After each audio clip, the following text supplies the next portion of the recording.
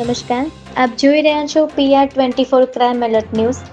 અમદાવાદના સાઉથ બોપલમાં આવેલ એક ફ્લેટમાં હોર્ડિંગ લગાવતી વખતે દુર્ઘટના સર્જાતા 2 શ્રમિકોના મોત નીપજ્યા હોવાની ઘટના સામે આવી છે. પ્રાપ્ત માહિતી અનુસાર સાઉથ બોપલમાં ભાગવત બંગલોઝની સામે 7 માળની નવી બનેલી બિલ્ડિંગ પર 3 મજૂરો હોર્ડિંગ લગાવતા હતા.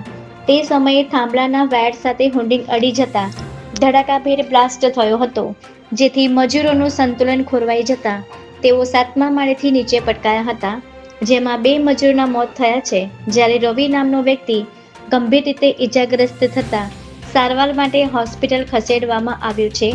ઘટનાને પગલે અહીં લોકોના ટોળેટોળા ભેગા થઈ ગયા હતા અને પોલીસને જાણ કરવામાં આવી હતી.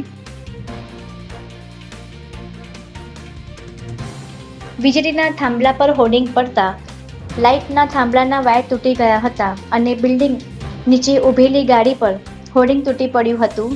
ત્યારે શહેરના કોઈપણ સ્થળે હોર્ડિંગ્સ લગાવવા માટે મ્યુનિસિપલ કોર્પોરેશનના એસ્ટેટ વિભાગની પરવાનગી લેવી પડે છે.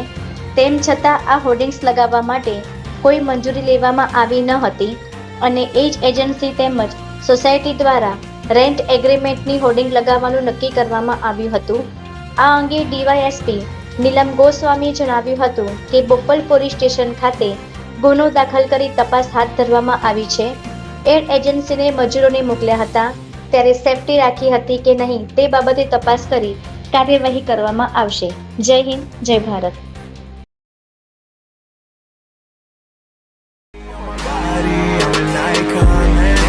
About a 10, I should fuck her in the Benz.